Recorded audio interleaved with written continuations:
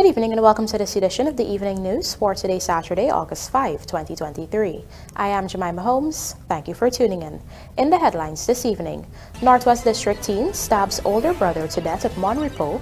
Government to introduce additional ferry service for ESSEQUIBO, says President Ali. Works progressing on 300 megawatt power plant, Minister INDAR tells businesses. Truck driver killed, porter injured in horrific Region 7 accident, and resort owner among 3 arrested in Region 1 drug bust. Now for the news in detail. We begin tonight's newscast by telling you that travel to the Cinderella County of ESSEQUIBO will become much easier as President Dr. Irfan Ali has announced the introduction of an additional ferry vessel to ply the ESSEQUIBO-Purica route. Let's have a look. President Dr. Irfan Ali made this announcement during a visit to Mashabo village on the ESSEQUIBO coast, Region 2, Pomeroon Supernam.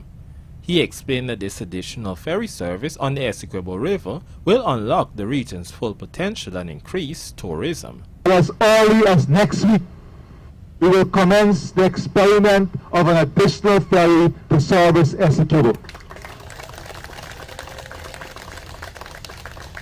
We are going to invest in one additional ferry to service ESSEQUIBO so that we can build out the full potential of ESSEQUIBO and what we can achieve here. During the Easter holidays, many businesses across ESSEQUIBO called me and said they can't get on the boat. People who were coming to spend the weekend couldn't get on the boat because there wasn't enough space available. That is why. So we have to fix this. According to the head of state, this intervention, along with other initiatives undertaken by government, will support the village's efforts to build out a tourism product. This is how these investments are linked to your community. And then, of course, when you develop the tourism sector, you have to ensure we let the sector create as much job within the community as possible. I want to say to you that beginning from September through the joint services, we will send 4 persons to train your young people in service-oriented tourism right in the village. The president urged residents that they identify a group of young people who will participate in this training. We are working day out, day in to give you all a better shot at life, to improve your circumstances, to give these young children the same opportunity any young child on the coast will have. Gerald Bryan, The Evening News. Blessed with an oil boom that has made Guyana's economy one of the fastest growing in the world, President Irfan Ali is determined that the country should not lose sight of the responsibility to strike out injustices and inequalities. Details in this Seniorine report. At an event hosted at State House to continue the emancipation festivities on Friday evening, the Guyanese leader determined that to build a future that is free of inequality, a collective responsibility is required where the resources trickle down to benefit people of all walks of life. He noted that this is the only way of ensuring peaceful coexistence. Today, if we are to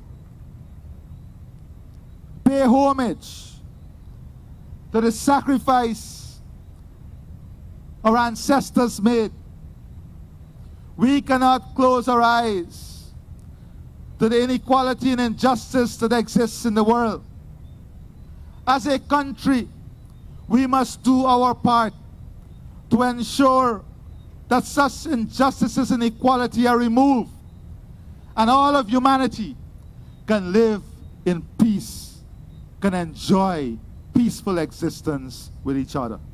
According to President Ali, a collective upliftment of humanity calls for Guyanese to display strength of character. Our wealth and the strength of character of our people must be blended together to ensure that our blessing is also a blessing for all of humanity. If we fail to do this, if we fail in this responsibility, we will be just like those who sought to extract wealth without thinking about the collective upliftment of humanity. And that must never ever be the position we find ourselves in as a people and as a country. Let us recommit tonight, recommit to each other, recommit to our communities, recommit to our country, that the freedom that was fought for and won for us will never ever be taken for granted. And we, as a collective, will use that freedom to speak out against injustices wherever they exist. Tourism Minister Onish Walrand highlighted Guyana's struggles leading up to emancipation. In Guyana, we had our own struggles, notable struggles coming out, notably from the 1763 slave revolt, the Demerara revolt. And so we have a tremendous history as well of fighting for emancipation and for this freedom. Now, as freed slaves, we continue to thrive and to try to overcome these lasting effects of such a horrible period of our existence. And in Guyana, you find the Afro-Guyanese contributing to every single area of life in Guyana, in education, in the joint services and discipline services, in health, in the arts, culture, and this is something to be celebrated. Guyana celebrates its 185th emancipation anniversary this month.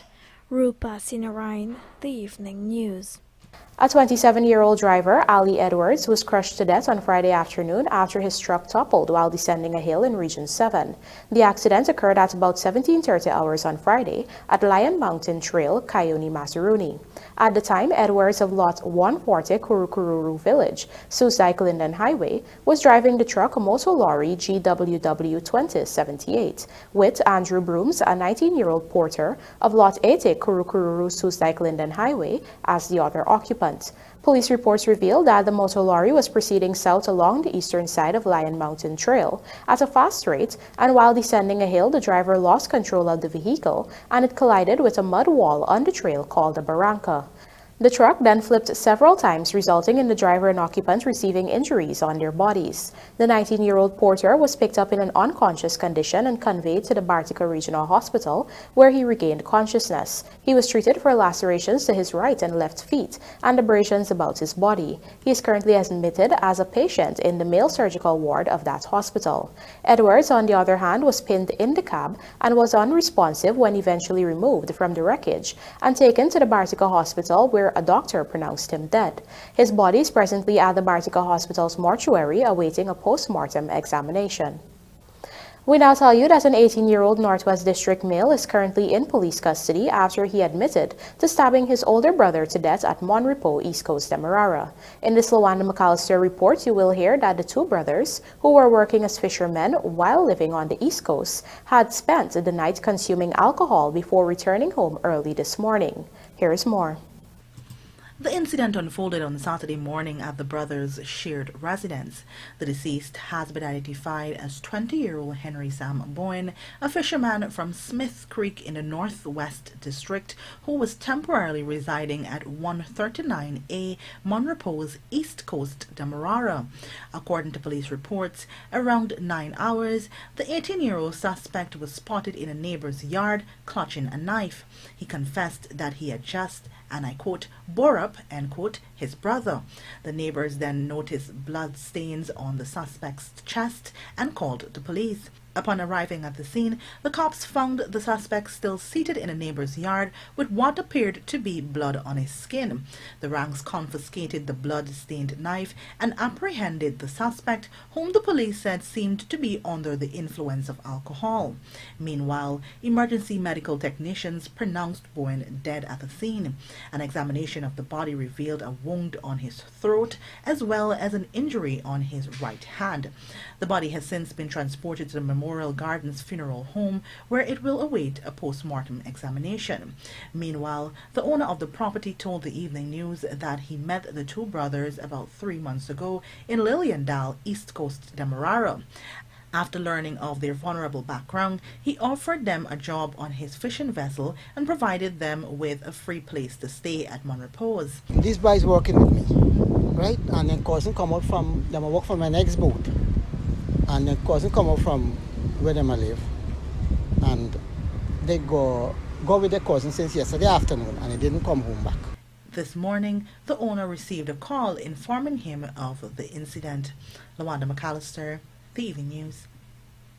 3 persons are currently in custody after police discovered a quantity of cocaine and marijuana at a resort in Kumaka, Region 1. According to police reports, ranks from Mabaruma Police Station went to Lorenzo and Deneve Resort, located in Kumaka, Northwest District, at around 22:30 hours on Friday. They conducted a search in room number 4, which is occupied by Deneve Ramzan, the 32-year-old owner of the resort. At the time, her brother Alistair Peters, a 26-year-old maintenance worker at the resort, was also in the room. The officers found a black plastic bag containing a quantity of seeds, leaves, and stems suspected to be cannabis, and another plastic bag containing a creamish whitish substance suspected to be cocaine. The police also found a rice bag containing more suspected cannabis in an abandoned fridge by the lobby area. Deneve was arrested, and she told investigators that the narcotics belonged to her boyfriend, Roberto Miggins. She said Miggins was staying with her for a few days, but they were currently having a problem, and so he was trying to set her up. Nevertheless, the brother and sister were escorted to the police station as suspects possessing narcotics for the purpose of trafficking. But on the way there, they saw the boyfriend and alerted the police. He too was arrested. While at the station, the suspected narcotics were weighed and amounted to 31 grams of cannabis and 20 grams of cocaine. Also at the station, Deneve filed an assault report against her boyfriend. However, Miggins denied the assault allegations. All 3 suspects remain in police custody pending charges. Coming up on the other side of the break, works progressing on 300 megawatt power plant, Minister INDAR tells businesses. Please stay tuned.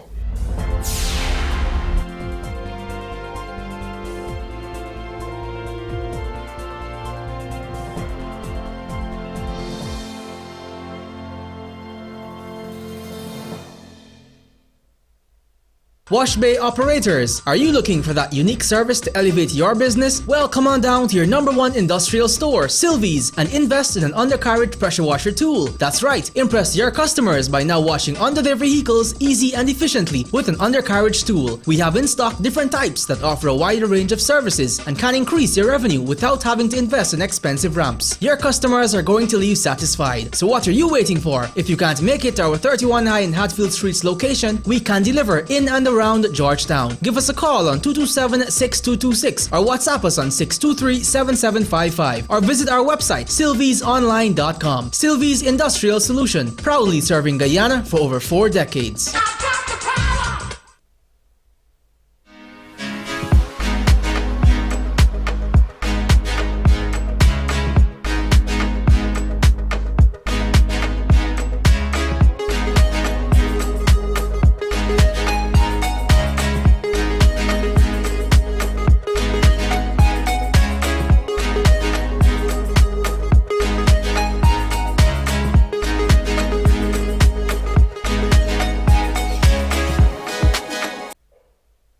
Superbet, your best bet.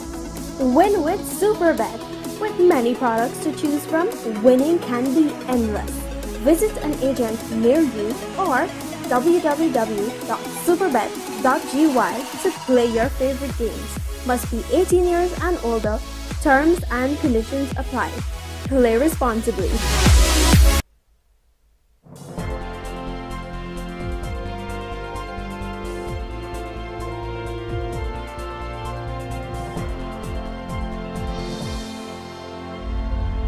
Welcome back. You're watching the Evening News. The construction of the 300 megawatt combined cycle power plant at Wales West Bank Demerara, which is intended to significantly reduce the cost of energy by means of an energy mix, is progressing, with works on the transmission lines already underway. Find out more in this Pooja Rambaran report.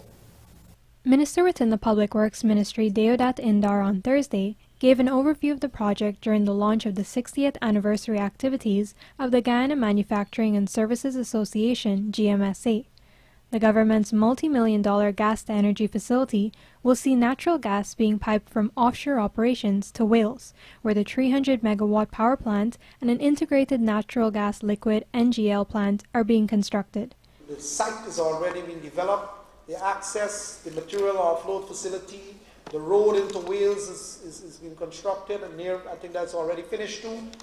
The pipeline from offshore is coming in. The contracts are already awarded for the onshore bit from Crane to take it to Wales. So the different parts of the project is already awarded to generate 300 megawatts, double the amount that GPL has right now, one single plant. And that will have to be dispatched through 230, this is with the transmission piece now, about 230,000 volts transmission line. It will come from Wales, it will go to Vridenhoek, to the power station, and then it will come to the back of Gardner Eden and come to the back of Eccles a little there. That's where the control center will be. From that control center, it will be broken down into 69,000 volts and 13,800 volts and dispatched across the country. Minister INDAR noted that contracts have already been awarded to undertake the transmission and distribution work, with work on these components already having begun. Most parts of the project has already been awarded and works have commenced, and we just have to make sure we manage it to make sure that the timeline is delivered. Meanwhile, GMSA President Ramsey Ali encouraged businesses to get on the national grid, as not only will the cost of electricity be significantly reduced, but the operational cost of businesses will be slashed as well. The GPL would be willing to work with all of us to get ourselves back on the grid. Furthermore, Minister INDAR noted that the 165-megawatt Amalia Falls hydro project and the 33-megawatt solar farms in ESSEQUIBO, Linden, and Berbice will complement the power plant.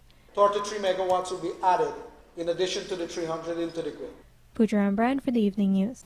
A Berbice man snatched a loaded firearm from two persons during a confrontation early this morning in New Amsterdam, Region 6. The weapon has since been recovered by the police. Reports from the Guyana Police Force revealed that ranks, acting on information received, went to a supermarket at Essex Street, New Amsterdam, where a .38 revolver and one live round of .38 ammunition were found. A 29-year-old security guard attached to the supermarket related that he was on duty when he saw Oswin Lawson, called Blacker, running towards the supermarket and throwing a firearm in the compound. At the time, a male and female were chasing after him with pieces of wood in their hands. After recovering the weapon, the ranks returned to the Central Police Station, where they saw Lawson, who had gone to make a report about the incident. Lawson claimed that he and the male had a misunderstanding that led to a scuffle between them. A female who was with the man then pulled out a firearm from her waist, and he hit the woman on her hand, causing the weapon to fall to the ground. He then grabbed the firearm and ran, with his male and female attackers chasing after him with pieces of wood in their hands. Lawson told the police that he threw the weapon in the supermarket's compound, but shortly after, his two attackers caught up with him and began hitting him with the wood as they demanded the firearm. However, he managed to escape from them. According to the police, marks of violence were seen on Lawson's body. He was taken to the New Amsterdam Public Hospital for medical attention and is currently in police custody, assisting with the investigation. Efforts by the police so far to locate the identifiable man and woman have proven futile. Ahead of the upcoming assessment by the Financial Action Task Force in September, the Guyana government has moved to update the local Anti-Money Laundering and Countering the Financing of Terrorism Act, as well as several other areas which had deficiencies that were flagged by the FATF. Details in this report. After midnight on Thursday, the National Assembly passed a bill to amend the Anti-Money Laundering and Countering the Financing of Terrorism Act of 2009. The bill seeks to modify the Act to meet the best practice standards of the Financial Action Task Force, FATF, and improve the abilities and powers of law enforcement in combating money laundering, terrorism, and proliferation financing. According to Attorney General Anil Nandlal, countries are required to periodically update their AMLCFT laws by implementing recommendations from these international regulatory bodies such as FATF. These directions and these recommendations are conceived and crafted based upon experts and examination of international trends in the area of AMLCFT and terrorist financing. As the landscape of these offenses change, as they become more complex, as they become more sophisticated, as they become more prevalent, as they change their character, so will the recommendations that will come to meet the changes and exigencies of what is obviously an evolving phenomenon. This AMLCFT amendment was one of these bills tabled in Parliament that are central to Guyana's upcoming FATF assessment in September. The other bill is the Guyana Compliance Commission Bill of 2023, which allows for the provision of adequate supervision to designated non-financial businesses or professions and non-bank financial institutions for compliance with obligations under the Anti-Money Laundering and Countering the Financing of Terrorism Act. Guyana has conducted 2 national risk assessments which have concluded in 2017 and 2021 respectively. In each of these risk assessments, it was noted that Guyana does not have adequate anti-money laundering, countering the financing of terrorism, combating the financing of proliferation of weapons of mass destruction, supervision for a number of reporting entities known as designated non-financial business and professions. So that was a hole in our AML-CFT architecture, that we don't have sufficient number of supervisory authorities to regulate various areas of activities in our financial sector. Another area where Guyana's AML-CFT laws had deficiencies was the unregulated real estate sector. This was changed with the passage of the Real Estate Agents and Brokers Bill, which sought to regulate the functions and operations of real estate agents and agencies. Pooja Rembrandt for the Evening News. The municipality of Curverton has issued a 48-hour notice to roadside vendors for them to remove, and according to Mayor-elect Imran Amin, the vendors will eventually have to move. The notices were issued to persons vending on the road shoulder adjacent to the play park in the vicinity of the municipal market. However, the vendors are lamenting the short notice given to them to remove their stalls. Our Berbice correspondent Andrew Carmichael has that story. The bylaw violation warning notices says the vendors were to remove the illegally erected structures, and if they fail to comply, action will be taken against them. Some of the vendors say they have been there for more than a decade.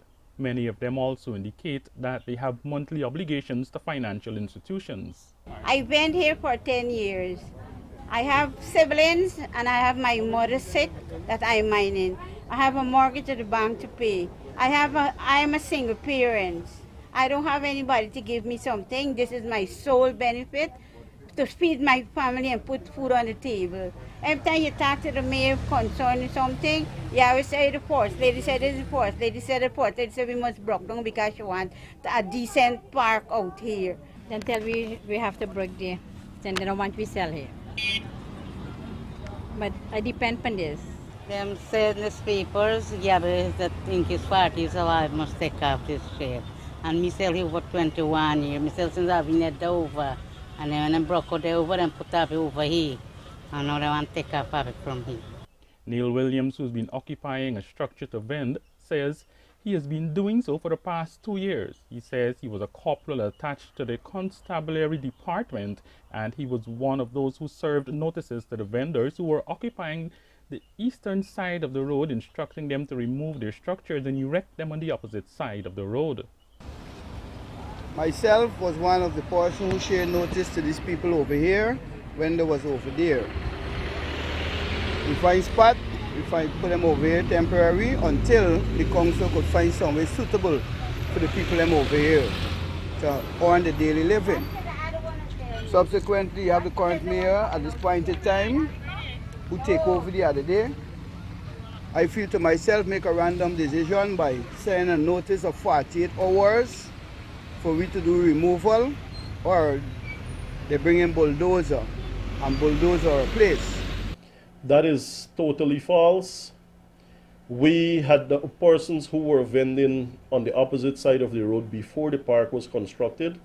They were served notice and both sides of the road was served notice. Not that the persons on the other side was given an option to come on the western side of the road. Who was on the eastern side was not given an option to come on the western side. They were served notice for everybody to remove from there. You having alcohol consumption there, which is totally prohibited to the park. You're having persons going there consuming narcotics as well. At some point in time, they have to move, right? Everyone have to move from there because it is a zone whereby you're not supposed to be vending. Mayor-elect Amin said the market has vacant stalls, noting that those vendors can apply for the stalls in the market and their applications will be fast-tracked so that they can continue earning a living with little interruptions to their regular routine. The council keeps on serving notice. As I said, we would take the rightful course to move with. The council will not use the iron fist to say that they're going to go and bulldoze and break down people's stall. Andrew Carmichael, The Evening News. And now for a look at the bridge reports. The Demerara Harbour Bridge will be closed to vehicular traffic on Sunday, August 6, 2023 at 8 hours 30 for a period of 1.5 hours. Meanwhile, the Berbish River Bridge is expected to be closed at 7 hours 40 on Sunday, August 5th, 2023, also for a period of 1.5 hours. Wendy's optimistic about going 2 up in T20 series. This and more coming up in the Sportcast, sponsored by MacCorp.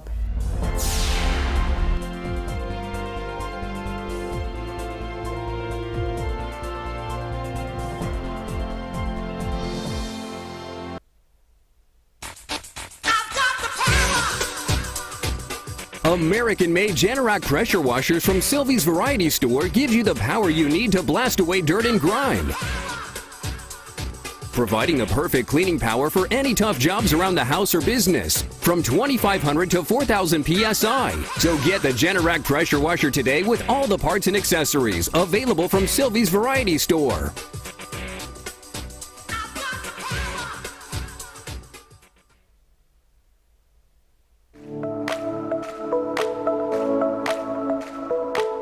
Optic offers great patient care that is tailored for my entire family.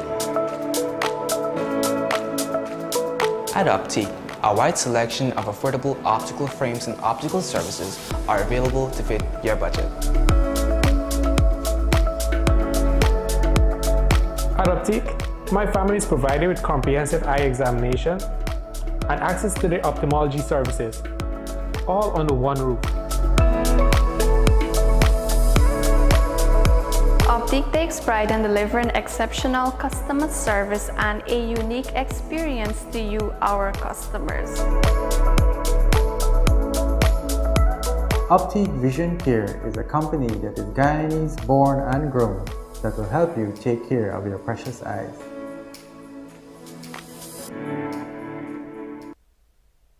Looking to bring your dream home to reality? Or simply taking on a home improvement project? Then National Hardware Limited is where you should start. Let us put that touch to your home.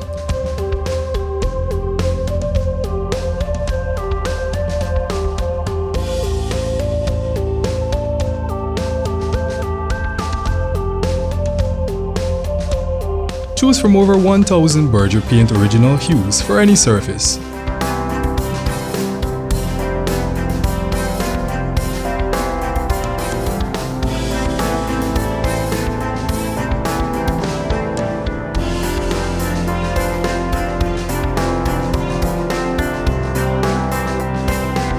We are known for our trusted brands such as Westinghouse, Philips, Sadco, Rubbermaid, Pyrex, Gibson Home, and so much more.